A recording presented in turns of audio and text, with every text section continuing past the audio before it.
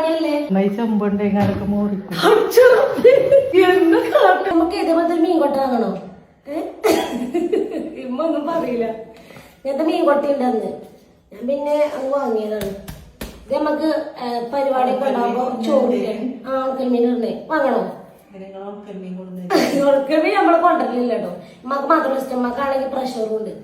അപ്പൊ ഉണക്കൽമീൻ കൊണ്ടുവരുന്നൊക്കെ ഞാൻ സർപ്രൈസ് ആയി ഉണക്കൽമീൻ വട്ടി കൊണ്ടുവന്നിട്ടോ കേട്ടോ.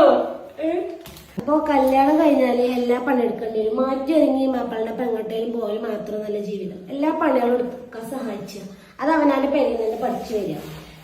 അപ്പൊ നമ്മളെ കൊണ്ടൊരു ഉപകാരം ഉണ്ടാവും വേണ്ടിയാണ് കല്യാണം കഴിച്ചത്. നമ്മളെ ജീവിതം നല്ല രീതിയിൽ മുടങ്ങി ഇതൊക്കെ ചെയ്യണം. നമ്മളങ്ങനെ മാറ്റി കസാലയിൽ ഇരുന്നിട്ട് ഒരു കാര്യമില്ല. നമുക്ക് വേണ്ടിയാണ്ട് ആരും ചെയ്യൂല.